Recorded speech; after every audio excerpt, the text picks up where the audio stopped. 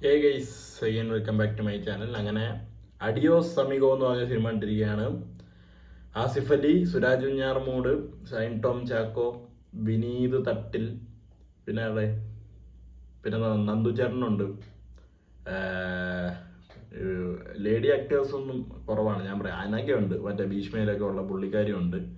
അങ്ങനെ കുറച്ച് പേരൊക്കെ ഉള്ള ഒരു സിനിമ. നമ്മുടെ മുത്തുമണി, പിന്നെ മറ്റേ മച്ചാന്തല്ലട ഭീഷ്മയിലുള്ള വേറൊരു പള്ളി വെച്ചല്ലേ ഭീഷ്മയിലെ പുള്ളിയുടെ പേര് ജിനു ജേക്കപ്പ, ജിനു ജോണിയ, പേര് കറക്റ്റായിട്ട് അറിയില്ല. പുള്ളിയൊക്കെ ഉണ്ട്.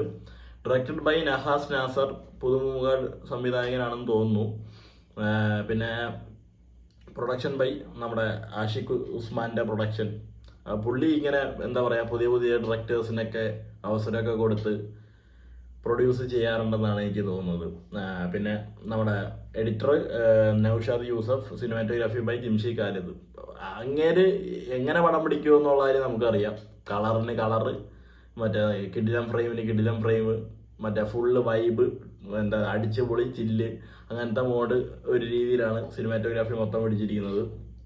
Music by Gopi Sundar and Jakes Bejoy and BGS Jakes Bejoy ആണ്. അപ്പോൾ പടം എങ്ങനെയാണെന്ന് വെച്ച് കഴിഞ്ഞാൽ, ആസിഫ് അലിയുടെ കഥാപാത്രം ഈ വേദനിക്കുന്ന കോടീശ്വരനാണ്.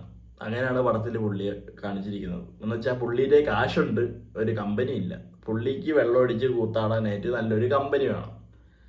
സുരാജ് ഏട്ടൻ്റെ ഒരു കഥാപാത്രം വരുമ്പോഴത്തേക്കും നേരെ ഓപ്പോസിറ്റ് ആയിട്ടുള്ള രീതിയിൽ കാശും ഇല്ല, ഭയങ്കര പഞ്ഞം, ജോലി എടുത്തിട്ടൊന്നുമില്ല, അമ്മയ്ക്ക് വയ്യ, കാശ് വേണം, കാശിന് വേണ്ടി നടക്കുന്ന ഒരു പുള്ളി. അങ്ങനത്തെ രണ്ട് കഥാപാത്രങ്ങൾ ഒരു വേളയിൽ വെച്ച് കണ്ടുമുട്ടുന്നു. ആസിഫ് അലി വാ ബോസെ നമുക്ക് അടിച്ച് കയറാന്ന് പറഞ്ഞ് വിളിക്കുന്നു. ആസിഫ് അലി മുട്ട റിച്ചാണ് കേട്ടോ. മറ്റേ ഗുച്ചിൻ്റെ കണ്ണാടി, LVൻ്റെ ബെൽറ്റ്, പിന്നെ ഐഫോണ്, അങ്ങനത്തെ ജാക്കറ്റ്, സാധനങ്ങൾ, ബാഗ് നിറച്ച് കാശ്. ഇങ്ങനെ ഒരു രീതിയിൽ തുടങ്ങുന്ന ഒരു പടം. എവിടെ വെച്ച് എങ്ങനെയൊക്കെ എന്തൊക്കെ സംഭവിക്കും, എന്തൊക്കെ നടക്കും, ആരൊക്കെ കണ്ടുമുട്ടും, എവിടെ കൊണ്ടിത് നിർത്തും, എല്ലാം നമുക്കറിയാം. ബട്ട് പടം എൻഗേജിങ് ആണോ എന്ന് ചോദിച്ചാൽ ആണ്. ഒരു ഫൺ, ഒരു വൺ ടൈം വാച്ച് എന്നൊക്കെ പറയാമെന്നുള്ള രീതിയിൽ an average, decently saying an average movie, ഒരു ഡീസൻറ്റ് വാച്ച് പടം. ബട്ട് ഡ്യൂറേഷൻ കുറയ്ക്കാമായിരുന്നു. എഡിറ്ററിന് അത് എഡിറ്റ് ചെയ്തുകൊണ്ടിരുന്നപ്പോൾ തോന്നിയില്ലെന്നാണ്. ഇതിൻ്റെ ഡ്യൂറേഷൻ കുറച്ചുകൂടെ അല്ലെങ്കിൽ ചിലപ്പോൾ ഇത് കുറച്ചും കൂടി കൂടുതലായിട്ട് പുള്ളി കഷ്ടപ്പെട്ട് കുറച്ച് ഇത്ര ആക്കിയിരിക്കും. 2 മണിക്കൂർ 40 മിനിറ്റ് എന്തുകൊണ്ട് പടം. കുറേ ഇടയ്ക്ക് നല്ല ലാഗ് അടിച്ചു. തുടക്കം മറ്റേ എന്താ പറയുക, ഫസ്റ്റ് ഹാഫിലുണ്ടായിരുന്നു, സെക്കൻഡ് ഹാഫിലുണ്ടായിരുന്നു. കുറച്ച് നല്ല നല്ല കോമഡീസ് ഉണ്ട്. എന്ന് വെച്ചാൽ നമ്മൾ മറ്റേ വാവിട്ട് ചിരിച്ച് മറ്റേ സെക്കൻഡ് ബൈ സെക്കൻഡ് ഇരുന്ന് ചിരിക്കണ ആ സാധനമൊന്നുമല്ല. അവിടെ ഇവിടെയൊക്കെ ഏറ്റവും നല്ല നല്ല സുരാജ് ഏട്ടനായാലും ആസിഫ് അലി ആയാലും അവരുടെ കഥാപാത്രങ്ങൾ അടിപൊളിയായിട്ടും ചെയ്തിട്ടുണ്ട്. അത് കോമഡി രൂപേണയാണെങ്കിലും ഇമോഷണൽ രീതിയിലാണെങ്കിലും അവർ നല്ല രീതിയിൽ വർക്ക് ചെയ്തിട്ടുണ്ട് പടത്തിന് വേണ്ടി. Fantastic work. പിന്നെ ടുവേർഡ്സ് ക്ലൈമാക്സ് ഒക്കെ വരുമ്പോൾ ഷൈൻ ടോം ചാക്കോയും വിനീത് തട്ടിൽ ബ്രോയും വരുന്നുണ്ട്. അവർ രണ്ടുപേരും കൂടി അടിച്ചങ്ങ് പൊളിച്ചിട്ടുണ്ട്. അവരുടെ രണ്ട് കഥാപാത്രങ്ങളും ഭയങ്കര കൺവിൻസിങ് ആയിരുന്നു. നമുക്ക് കുറച്ചൊക്കെ ചിരിക്കാനും അവന്മാർ പറയുന്ന കാര്യങ്ങളിലൊക്കെ ഒരു എന്താ പറയുക, ഒരു നമുക്ക് റിലേറ്റ് ചെയ്യാൻ പറ്റുന്ന ഒരു സാധനങ്ങളൊക്കെ ഉണ്ടാക്കിയിട്ടുണ്ട്.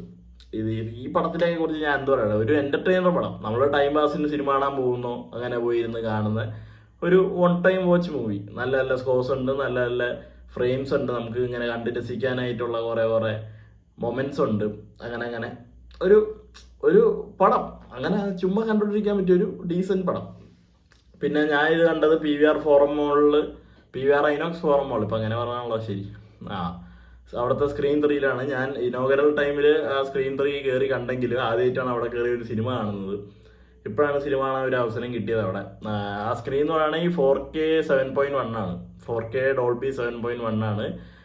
ഞാൻ ഇന്ന് ഒരു ഓഫറൊക്കെ ഉണ്ടായിരുന്നു കേട്ടോ. 99 രൂപയ്ക്കായിരുന്നു ഞാൻ ഈ സിനിമ കണ്ടത്.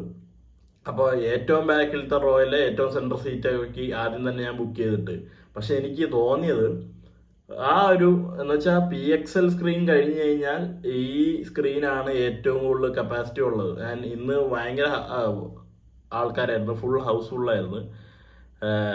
മറ്റേ 99 രൂപേൻ്റെയും വീക്കെൻഡിൻ്റെയും ഗുണമാണ് കണ്ടത്. അല്ലെങ്കിലൊന്നും ഇത്ര ആൾക്കാരൊന്നും ഉണ്ടാവുമെന്ന് എനിക്ക് തോന്നുന്നില്ല. PXL അത്ര ഗംഭീര പടങ്ങളോ മാസ് മസാലയോ ഇംഗ്ലീഷ് പടങ്ങളൊക്കെ വരികയാണെങ്കിൽ ഇതിന് മാത്രമേ ജനങ്ങൾ ഉണ്ടാവാറുള്ളൂ.